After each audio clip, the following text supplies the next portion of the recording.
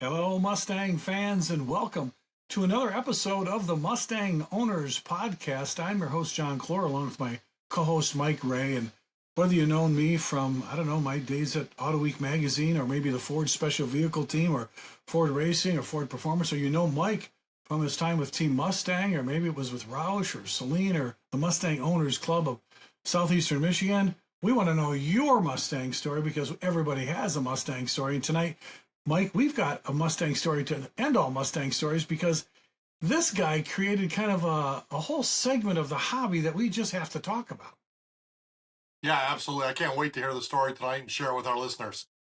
Well, in case you're wondering, we've got none other than Stuart Earp, the what we call the Yellow Mustang Man, the man that behind the formation of the original Yellow Mustang Registry. And then, Mike, after Stewart got involved doing that, everybody goes, "Hey, that Stuart Earp guy, that's pretty clever. I should have a color registry." And then all hell broke loose. I mean, Absolutely. how many Mustang color registries? Mike, have you tried to track them all? No, I gave up on them a long time ago, but my biggest vision and memory is the yellows. Yeah, Always oh the yeah. yellows. I remember, John, one of the shows at Greenmead we did, there was a valley at Greenmead, and it was just full of yellow Mustangs. And that was my first introduction to the Yellow Mustang Registry. Well, speaking of introductions, that's why we want to welcome you, Stuart Earp, to the Mustang Owners Podcast. Thanks for joining us tonight. Thanks for having me, guys. Well, you can let me tell you, like Stuart, we unfortunately for a lot of people that don't know, now they think every Mustang color's got a registry of some sort, and there are registries that have nothing to do with colors, and even Ford, the Team Mustang has got the special vehicle registry for Mustangs. But you were the guy, and if you want to take credit for this or not, I don't know what happened to you, but you just decided one morning you woke up and said, you know what I should do? I like yellow Mustangs, and maybe I should start a registry or a club for just owners of yellow Mustang. Is that what happened? Well, yeah, sort of. I mean, I'm not the originator, but I mean, there are two other guys before me, but one you both know is Gary Kahn, with a former Moxon member who Yeah. moved to Florida. I bought it from him, but the originator was Steve Schrader out of Charlotte, North Carolina. And that was kind of his idea. He had this 99 GT Mustang in yellow, put out on the web, what can I do to a yellow 99 GT? And then he put it out on that's back in the days when we had the forums. And he was on StangNet and, started talking to other yellow Mustang people and was like, hey, I'm an IT guy. I'm going to build a website and I'm going to name it Yellow Mustang Registry. And from there, it just blew up. And he got out of it a few years into it, and Gary bought it. And Gary, being a former, correct me if I'm wrong, engineer at Ford or something like that. Yeah.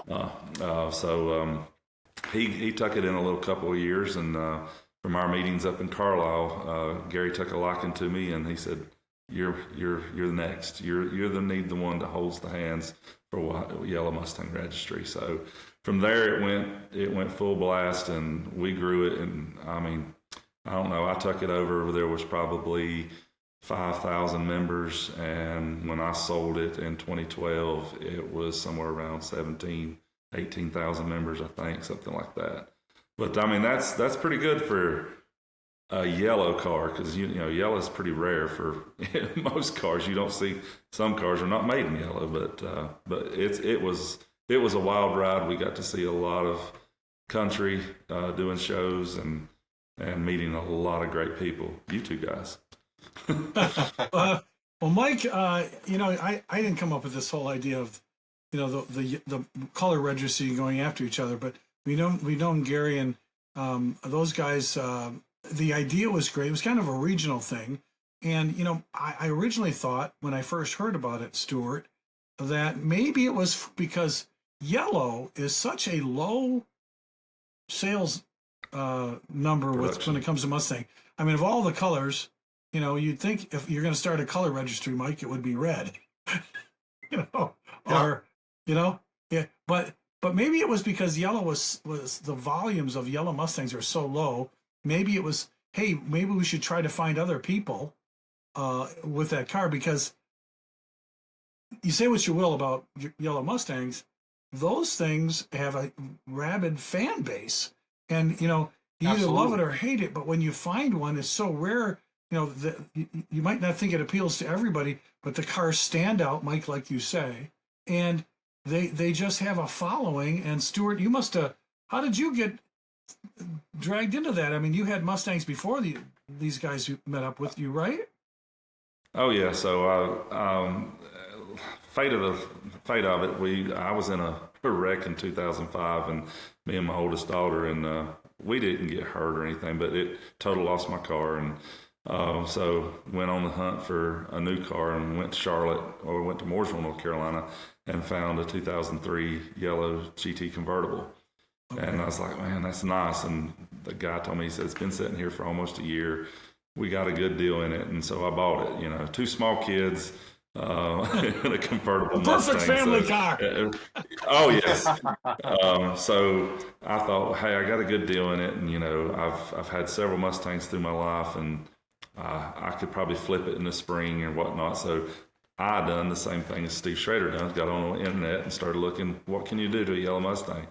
Well, pops up, this was 2005, pops up, there's Mustang Week at Myrtle Beach. Right. And I was like, what's this? And so I was like, okay, I got to register this. I've got to do this. And it was the it was for 2006. It's the 5th year anniversary for YMR and the 5th year anniversary of Mustang Week. So they had got a whole hotel on the strip and booked that whole hotel, 76 rooms of just yellow Mustang owners from across the country. I mean, including Canada, because they had one drive from Calgary, Alberta, Canada. So my wife at that time and my young ones go on down in their car because I couldn't get off work early enough in the week. And they got down there and met the people, and they was like, "Oh my gosh, you're not going to want to sell this car. You're going to get down here and you're going to love it."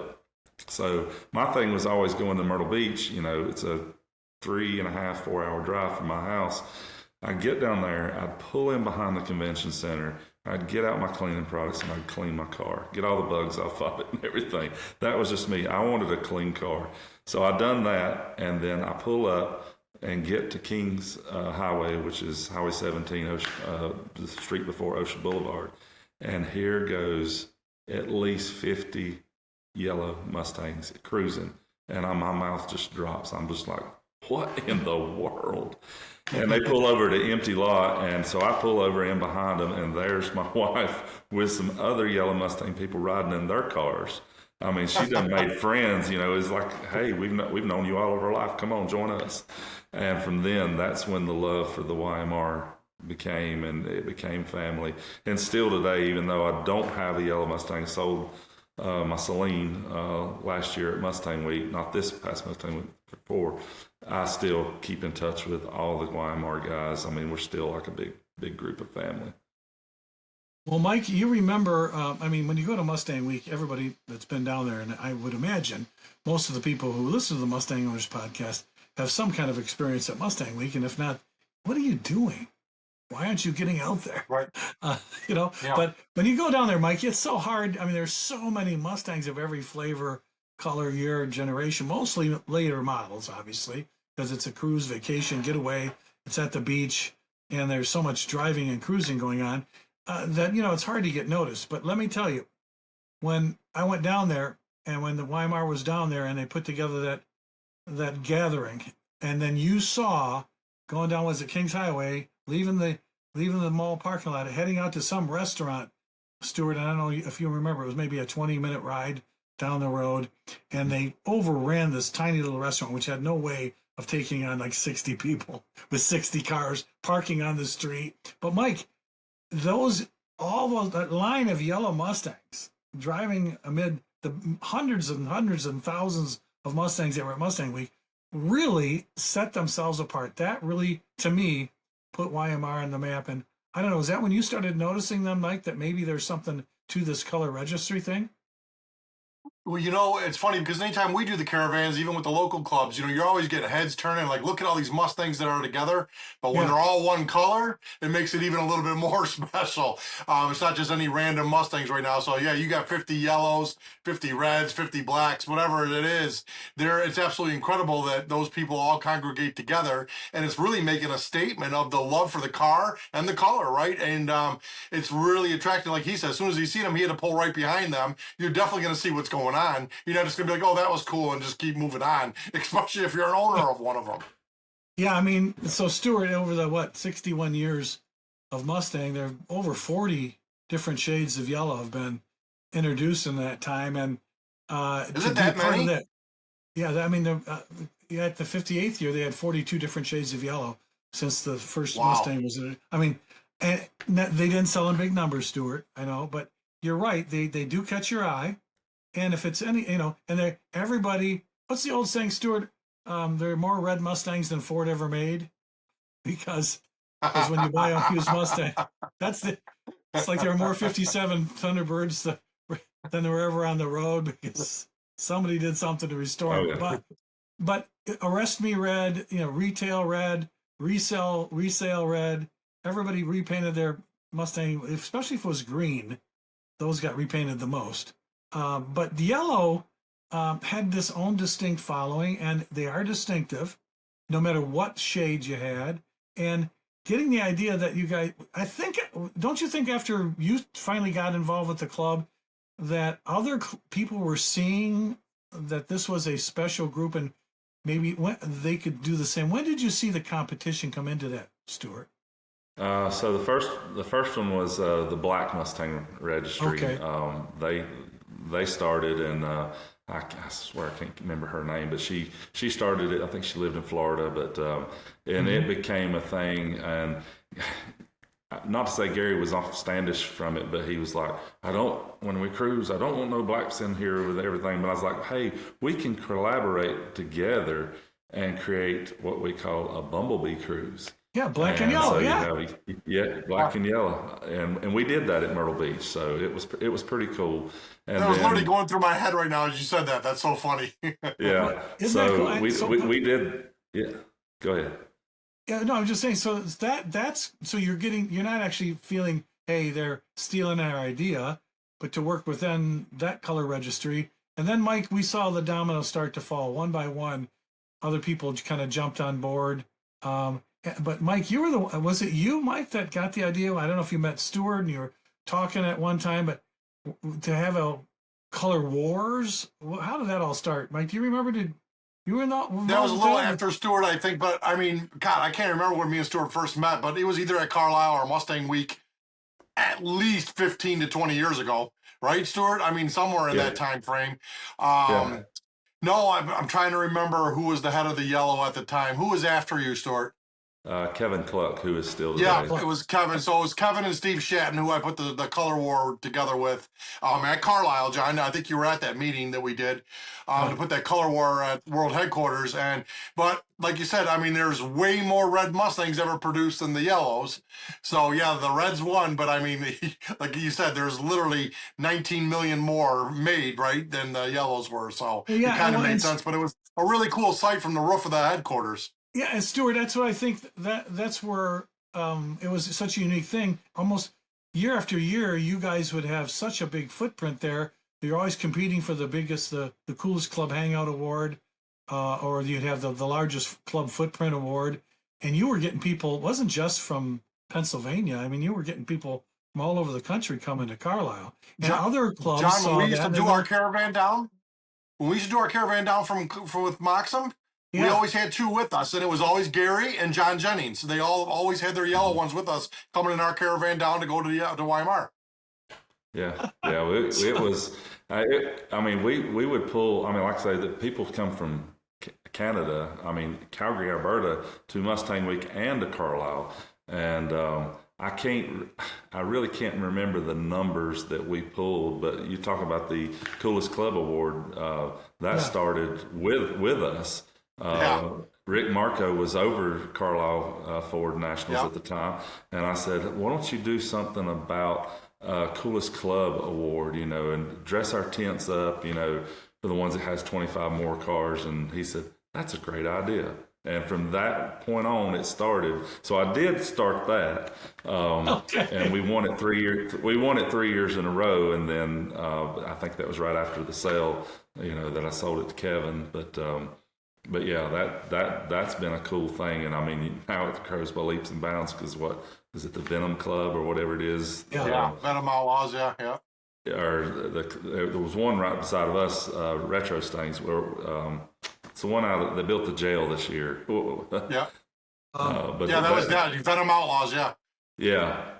So, but it's been a great thing. I mean, we've had 60 cars at one place with 76 at Myrtle Beach. Now, I set the record in 2011 for our 10th anniversary. I decided I want to have in Pigeon Forge, Tennessee. And so we went up there and we hit 103 yellows for that. So that was pretty cool.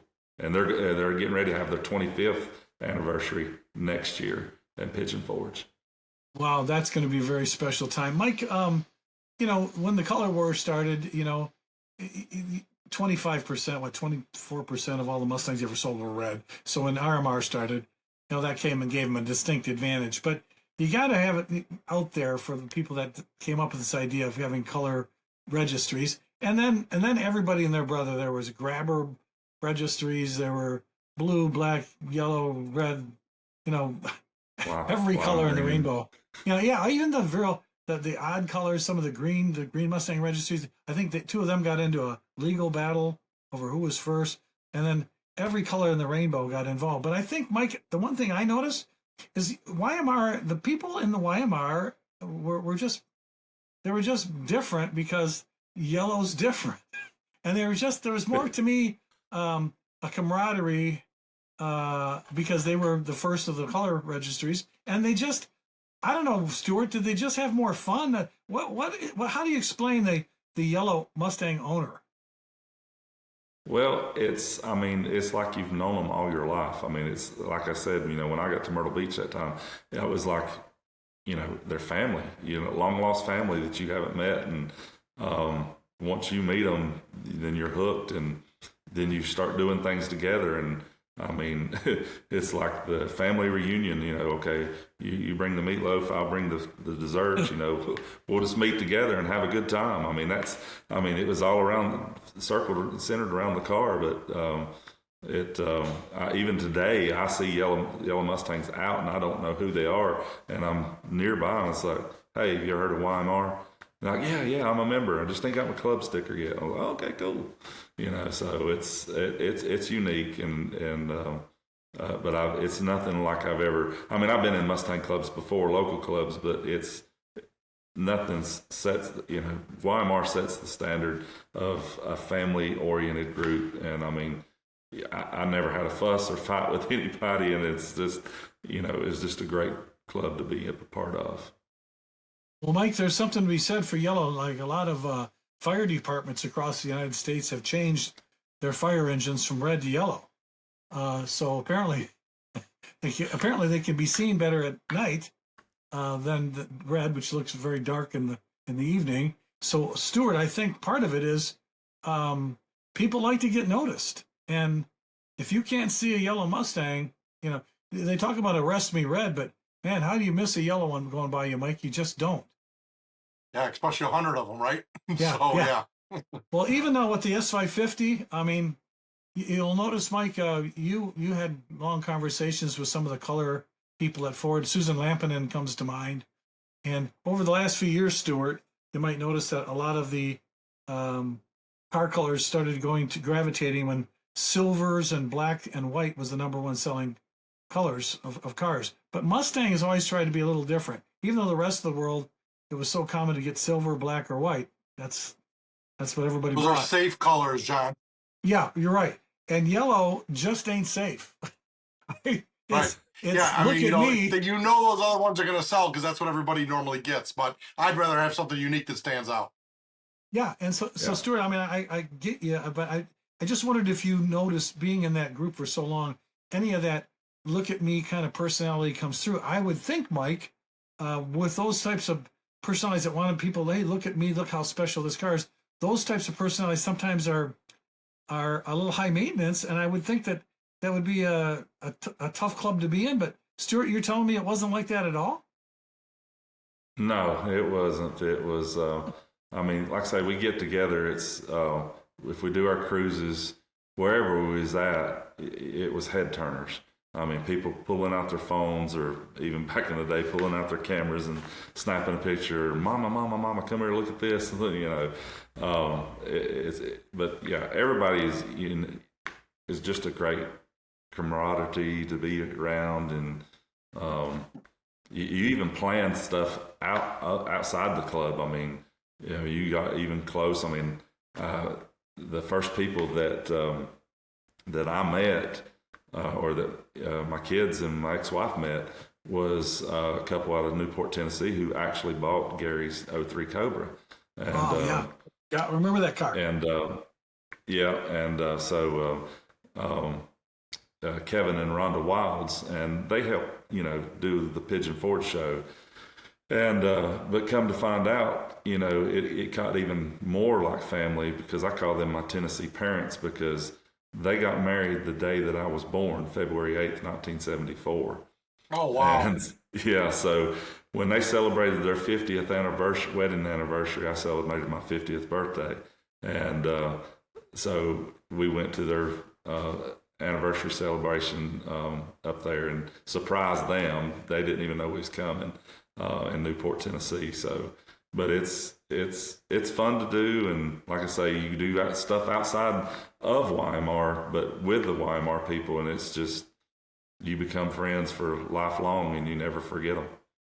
You know, Mike, we know a lot of guys that have succeeded each other in a lot of the big clubs, and as presidents move along, and they've been great. But first, there was something about Stewart that, you know, it was just so engaging. We had a lot of fun with Stewart, and you know, even though I tried to make him even more famous than he is, he didn't start this registry. He did start the Coolest Club Hangout Award, which you should know, Stewart, is now something that Ford Performance gets to pick, or now Ford Racing. That became my job at Carlisle. You started that. And Mike, did you know? We just found out this today. So for those of you who think you know Stewart or the background of the Yellow Mustang Registry, you don't know this. Mike, Stewart Earp is related to Wyatt Earp. Yeah, we got to hear this little story. Let's share it with us, Stuart. So Stewart, why did you keep that? Look at this, Mike. Visuals, John. I love it. Wyatt Earp. Full props. I love it. Wyatt Earp.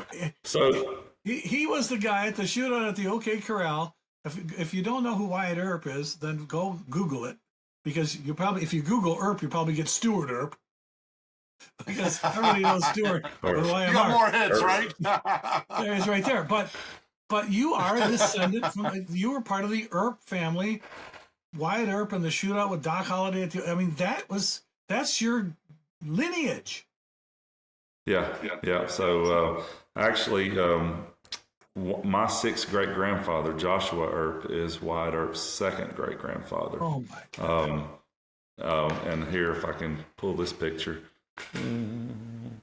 that's him. That's my sixth great grandfather. Great grandfather.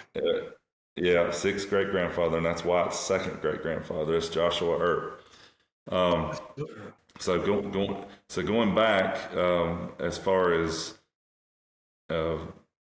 everything. So Joshua Joseph Earp was born in 1706 to 1771, but he had two sons, Philip Earp and Matthew Earp. And Matthew Earp was my fifth great grandfather.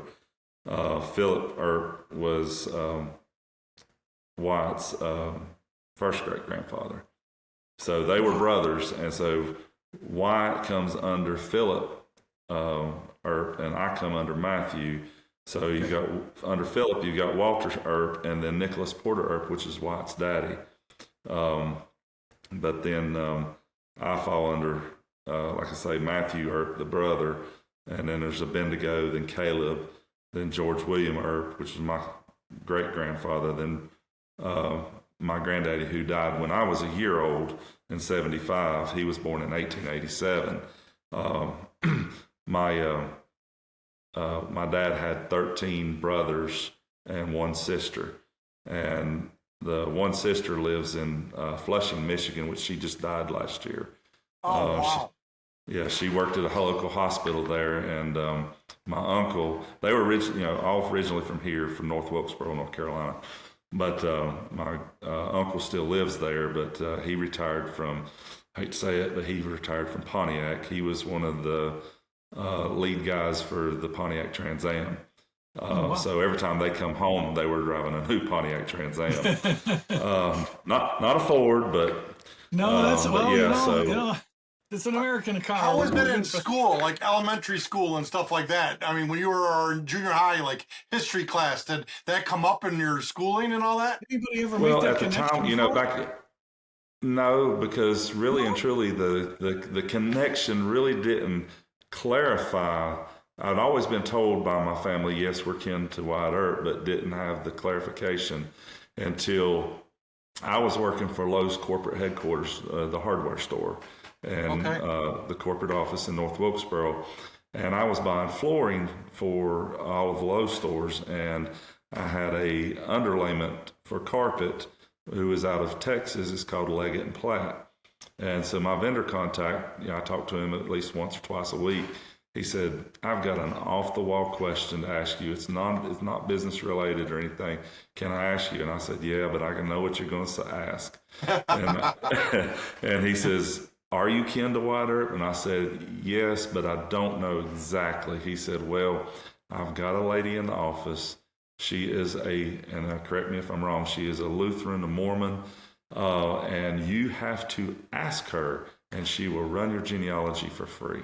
She says, I can't, she has asked, but you have to personally ask her. And I said, "Well, give me your email address and I'll do that." And so from then on, that's where I got the picture of my sixth great grandfather. I got even down from the Confederates, sons of Confederate War. And she sent me the family tree info and all that, sent me the coat of arms. It was just all so cool, and that's when I found out, right then and there, I was seventh cousin. I was like, "This is too cool." But now get this. This is the That's crazy. funniest part. This is the funniest part about it, because I got remarried in 2015, and my wife, she is a avid Tombstone fan. She's watched it probably 200 times. And I had never ever watched it before. No And she way. goes, "What? You're an Earp and you have never watched this?" I said, "No." I said, "I'm not a big movie buff." And so she sat down and pulled it up and made me watch it, and then I fell in love with it. Now I've watched it about 100 times. Yeah, That's funny. I've actually been to Tombstone, and I saw the reenactment there. With my travels with Ford, we got to go to Tombstone, and a lot of people don't know this, but oh yeah, Wyatt Earp, you got shot at the shootout at the OK Corral. No, he didn't. Wyatt Earp did not get shot there. A lot of people think, oh yeah, he was killed there. No, he didn't. He actually, after that, joined the gold rush. I think moved to San Francisco or whatever. But the history, and Mike, in this family, can you imagine having 13 brothers and one sister? That sister Yeah, had to. crazy. I think she qualifies for sainthood with 13 brothers. I mean, I'm pretty sure that's going to happen. But a family story from Stuart Earp, and then the family that made YMR. And Stuart, you were the perfect guy to take over that club and run it for all those years, and having the fun with like a family environment for all the owners of Yellow Mustang. So if you're out there and listening tonight and you have a Yellow Mustang and you haven't even known of or considered Yellow Mustang Registry, listen to what the descendant of Wyatt Earp, Stuart Earp, has to say about being in the Yellow Mustang Registry family. Stuart, what a cool story. What a cool guy you've been. And we really appreciate all the work you've done in a hobby. And Mike, you have to admit, there are a lot of guys that are running clubs, but Stuart's a lot of fun to hang out with. One of the really good guys in the hobby right there. So, I mean, it was an honor to have him on with us tonight. Stuart, again, thank you for joining us tonight on the Owners Podcast. And remember, just keep pushing those yellows. We're at what, Mike? I think we're at 2.1%. Well, 1.5% of the entire car market's yellow, but Mustang's at like 2.5. So keep it going, Stuart. We will. Thanks again. Well, Mike, that was a great one. How much fun it is to have Stuart Earp of Weimar coming on. That's really cool. And folks, we hope you enjoyed that little bit of history that we shared with you tonight on the Mustang Owners Podcast. But don't forget to subscribe to the podcast. We got hundreds of subscribers, but people watching, but not very few of our subscribing. So if you like this kind of content, make sure you subscribe and hit the notification button. And like Stuart tonight and Mike, make sure you wear your Mustang Owners Podcast specific beautiful apparel that we offer on the svtstore.com. And if we see you wearing apparel, what happens, Mike? They get a free gift on the spot. On the spot, we'll give you a free gift just for wearing that apparel. And hopefully, And we'll be coming up soon at the Cruise for a Cause event in Wisconsin. So That's wear right, your stuff. Bring your stuff. That's right. We'll be up there for the Cruise for the Cause in the first weekend in October. We want to see you wearing that stuff and give away a lot of prizes. Mike, my polo is in the wash. Always an excuse. All right, folks. Well, thanks for joining us again on the Mustang Owners Podcast.